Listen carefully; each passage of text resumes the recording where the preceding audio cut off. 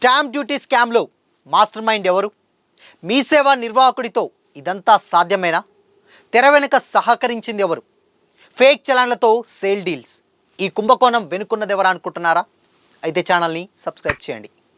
నమస్తే, welcome to Disha TV. Jangaon జిల్లాలో వెలుగు చూసినటువంటి స్టాంప్ డ్యూటీ స్కామ్ రాష్ట్ర వ్యాప్తంగా సంచలనం సృష్టించింది. మాన్యువల్గా ఉన్నటువంటి కాలంలోనూ చోటు చేసుకునే రీతిలో ఈ స్కామ్ జరుగుతుండడంతో అసలు ఎలా సాధ్యమైందంటూ పెద్ద ఎత్తున చర్చ జరుగుతున్నది. అయితే ఇది ఒక్క మీ సేవా కేంద్రం నిర్వాహకుడి వల్ల సాధ్యమేనా? తెర వెనుక ఇంకెవరైనా ఉన్నారా? సాఫ్ట్వేర్ స్క్రిప్ట్ కింగ్స్ పనేనా అనే అనుమానాలు కూడా వ్యక్తమవుతున్నాయి. అయితే విషయం తెలిసిన ఉన్నతాధికారులు సైతం అవాక్కయ్యారు. ఇలాంటి దోపిడీకి అవకాశం లేకుండా ఉండేందుకు దిద్దుబాటు చర్యలకు శ్రీకారం చుట్టారు. ధరణి పోర్టల్కు ముందు వ్యవసాయ భూములు రిజిస్ట్రేషన్లు కూడా సబ్ రిజిస్టర్ కార్యాలయాల్లోనే జరిగేవి. అంతకుముందు పూర్తి స్థాయిలో స్టాంప్ పేపర్ల మీద సేల్ డీడ్ వ్యవహారాన్ని ఫిజికల్గా నడిపారు. ఆ తర్వాత డాక్యుమెంట్లను స్కాన్ చేసుకున్న తర్వాతే కొనుగోలుదారుడికి ఇచ్చేవారు. ఇప్పుడంతా ఆన్లైన్లోనే నడిపిస్తున్నారు. అయితే భూభారతి పోర్టల్ను అడ్డం పెట్టుకొని భారీ కుంభకోణానికి తెరతీశారు.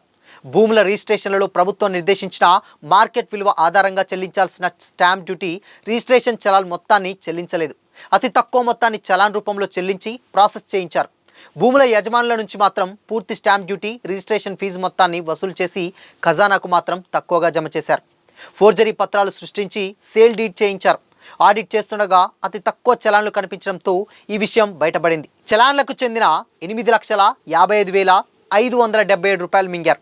ప్రాథమిక పరిశీలన తర్వాత జనగామ జిల్లా జనగామ మండల తహసీల్దార్ ఇంద్రపల్లి హుస్సేన్ పోలీసులకు ఫిర్యాదు చేయగా దర్యాప్తు చేపడుతున్నారు.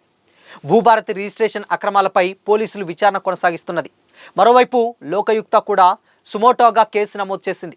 సమగ్ర నివేదిక ఇవ్వాలని కూడా సంబంధిత శాఖలను ఆదేశించింది.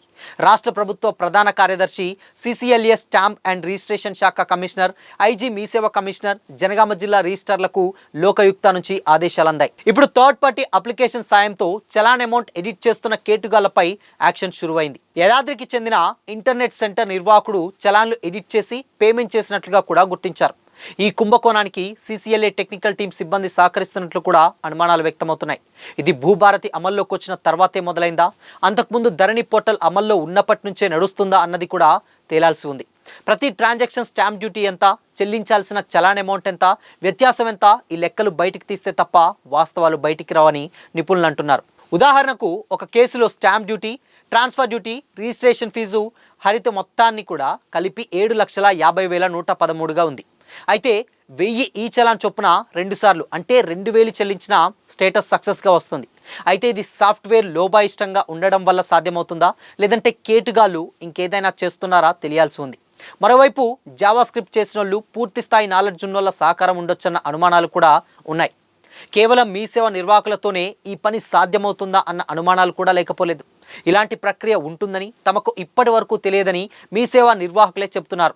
తెర వెనుక ఎవరో పెద్దలు లేకుండా ఫేక్ ఫోర్జరీ చలాన్ల ద్వారా స్కామ్ సాధ్యమయ్యే పని కాదంటూ కూడా ఆపరేటర్లు వారి సోషల్ మీడియా ప్లాట్ఫామ్స్లోనూ చర్చించుకుంటున్నారు. సో మొత్తంగా ఏదేమైనప్పటికీ కూడా ఈ ఇష్యూ రాష్ట్ర వ్యాప్తంగా సంచలనంగా మారింది. సో మరి దీనిపైన మీ ఒపీనియన్ ఏంటి?